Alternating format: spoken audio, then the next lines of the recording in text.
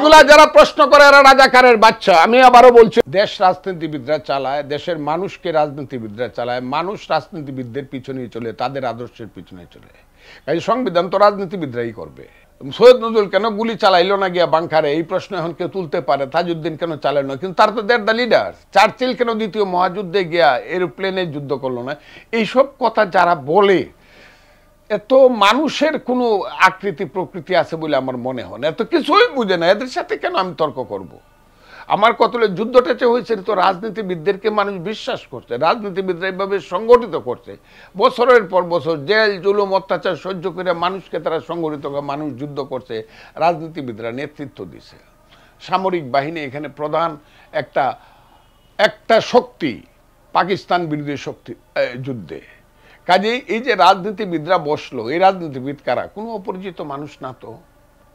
এটা তো আজকের আসিফ নজরুলের মতো মানুষ না, বা এখন যারা উপদেষ্টাটা বৈশা রয়েছে এনজির উপদেষ্টা, তারা না তো। যারা দেশ জয় করার পরে, বিজয় হওয়ার পরে যে সংবিধান করতে বসলো এপ্রিল মাসে, এরা কারা? এর তো তারা যারা 23 বছর এই দেশ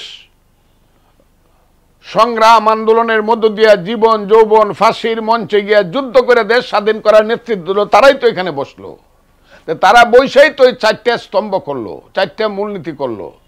4টা মূলনীতির মধ্যে আজকে যে জাতীয়তাবাদী মূলনীতিটা বাদ দেওয়া হওয়ার একটা প্রস্তাব হয়েছে, কোনো দরকার নাই তো গণভোট দেওয়ার। যুদ্ধের মধ্য দিয়ে দেশ আসছে, এটার আবার গণভোট কি? যুদ্ধের মধ্য দিয়েই তো দেশটা সৃষ্টি হয়েছে, যুদ্ধের চেয়ে গণভোট বড়। এইগুলা যারা তুলে, এরা বাংলাদেশের স্বাধীনতার পক্ষে ছিল না। পৃথিবীতে যতদিন আছে এরা কোনোদিন এটা সমর্থন করবে না। না, কাদের সিদ্দিক এটা বলছে বলে আমার জানা নাই, যদি বলে তাকে উনি কিভাবে বলছে আমি জানি না। যে 4টা মূলনীতি আসে, 4টা মূলনীতি নির্দিষ্টভাবে ওই 10ই এপ্রিলের যে ঘোষণাপত্র 1971 সনের ডিক্লারেশন অফ ইন্ডিপেন্ডেন্স, এইটাকেই বিস্তৃত করে এই 4টা মূলনীতির মধ্যে দাঁড় করানো হয়েছে। এইটা এখন বলতে পারে যে সাম্য, মানবাধিকার, এটা কি এই সমাজতন্ত্র গণতন্ত্রের মধ্যে পড়ে কিনা? পড়ে। যারা পরে মনে করছে তারা এটা করছে, তারাই আমাদের নির্বাচিত প্রতিনিধি ছিল বলতে পারে অনেকে। এরা তো 70 সনে পাকিস্তানে নির্বাচিত হয়েছিল, এদের নেতৃত্বই তো যুদ্ধটা হয়েছে। তাইলে বলতে পারতো যে আপনার তো 70 সনে পার্লামেন্ট মেম্বার হয়েছেন, আপনাদের অধীনে যুদ্ধ হবে না। আবার একটা পার্লামেন্ট করে এলেন 71 সনে। নো, কথাটা হইল এটা সিস্টেমেটিক্যালি এবং উইথ প্রসিডিউর জিনিসটা এইখানে আসছে। যার নেতা বঙ্গবন্ধু শেখ মুজিবুর রহমান এবং যারা মুক্তিযুদ্ধ নেতৃত্ব দিয়েছে তাজউদ্দিন মনসুর, এরাই তো এই সংবিধানটা করছে। সেই সংবিধানে 4টা মূলনীতি আমাকে বলতে দেন। 1 গণতন্ত্র, 2 সমাজতন্ত্র। আমি বললাম কেন সমাজ, কারণ তখনকার সময় সমাজতন্ত্রই ছিল পৃথিবীর শ্রেষ্ঠ স্লোগান, না শুধু সমাজ ব্যবস্থার জন্য মানুষের মুক্তির শ্রেষ্ঠ সোপান। তারপর আসছে জাতীয়তাবাদ। জাতীয়তাবাদ বাদ দিলে তো মুক্তিযুদ্ধই থাকে না, কারণ জাতীয়তাবাদী স্লোগান তুমি কে আমি কে বাঙালি বাঙালি, কথাটা বুঝেন। তোমার আমার ঠিকানা পদ্মা মেঘনা যমুনা, রক্ত সূর্য উঠেছে বীর বাঙালি জেগেছে। এই স্লোগানের মধ্য দিয়ে যে স্বাধীনতারা আসলো, এটা কি স্লোগান? এটা কি পাকিস্তানের পক্ষের, ধর্মের পক্ষের কোনো স্লোগান, নাকি বাঙালি জাতীয়তাবাদের পক্ষের স্লোগান? এটা তো একটা বাঙালি জাতিরাষ্ট্রের স্লোগান। তো যুদ্ধটা তো একটা বাঙালি জাতিরাষ্ট্র হিসাবে জয়ী হলো। এখন আপনি বলবেন খালি তো বাঙালি এদেশে না, আমিও বলবো শুধু বাঙালি এদেশে না। ঠিক আছে, বাঙালি জাতিসত্তার যে নৃতাত্ত্বিক যে গভীরতা, সেইটার সংখ্যাটা কত?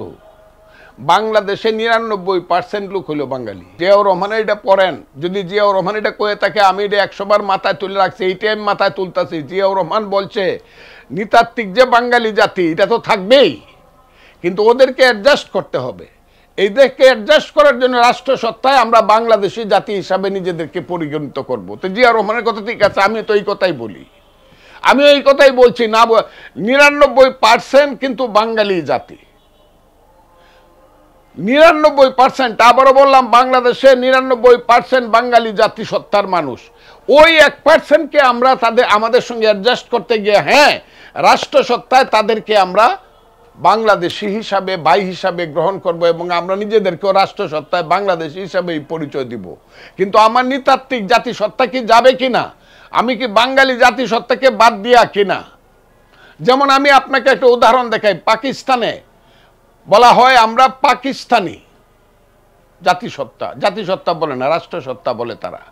কিন্তু তারা কি সিন্ধি বাদ দিবে? পাঞ্জাবি জাতিসত্তা কি তার পরিচয় বাদ দিবে? তো বাংলাদেশেই তো বলছি আমি, আপনার আচার 99% লোক এই দেশের খাওয়ায় দাওয়ায় ভাষায় শিক্ষায় সাহিত্যে সংস্কৃতিতে গানে ইতিহাসে 99% লোক এই দেশে বাঙালি। কিন্তু আমরা 1% লোককে অ্যাডজাস্ট করার জন্য আমরা রাষ্ট্রসত্তায় বাংলাদেশি রাখতেছি, বাস দ্যাটস অল। এটা তো আমি অস্বীকার করতেছি না। কিন্তু আমরা যদি বলি যে বাঙালি বলে কোনো জাতি ছিল না, আমার কথাটা খুব বোঝা, বা বাঙালি জাতি বলতে কোনো জাতি নাই, আমরা সব বাংলাদেশি, তাহলে তো আমার হাজার হাজার বছরের ইতিহাসকে আমাদের ভুলাই দিতে হবে এবং এটা মিথ্যা হয়ে যাবে। এইসব মিথ্যা কথা বলে লাভ কি? বাঙালি বলতে ত্রিপুরা যারা বাঙালি আছে তাদেরকেও বুঝাবে, এতে কি হইল? তারা বলবে আমরা ভারতীয় বাঙালি, আমরা বলবো আমরা বাংলাদেশি বাঙালি, স্বাধীন আমরা। এইগুলা যারা প্রশ্ন করে এরা রাজাকারের বাচ্চা। আমি আবারও বলছি।